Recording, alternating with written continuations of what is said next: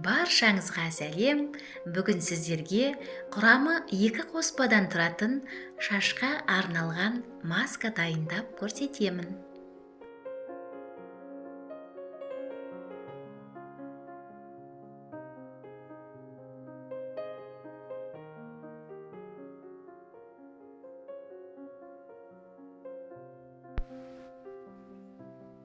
Баяу отқа күрішті пісіріп аламыз.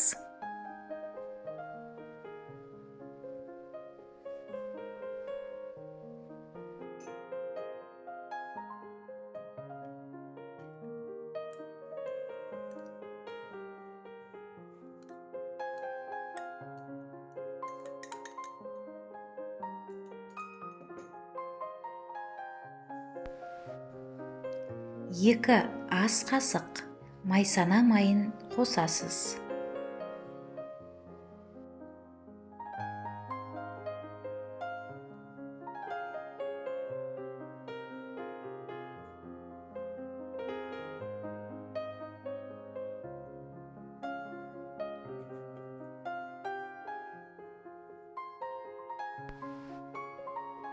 Аздаған су қосып, блендерге салып араластырасыз.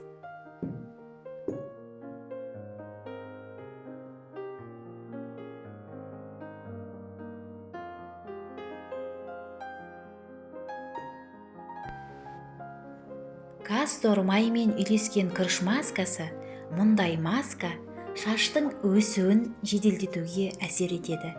Тіндердің қартаю процесін баяулатады және тері мен шаш денсаулығын күшейтуге әсер етеді. Өсімдік майының компоненттері бар кондиционер түріндегі күріш маскасы шаштың барлық түріне жарамды. Масканы душқа түсер алдында ылғалды шашқа біркелкі етіп жағып қоясыз. Масканы шашта 20-30 минут бойы орап, содан кейін жылы сумен шайып тастайсыз. Құрғақ шаш түрін қалпына келтіретін ылғалдандыру процедурасын аптасына 2-3 рет жүргізсеңіз болады.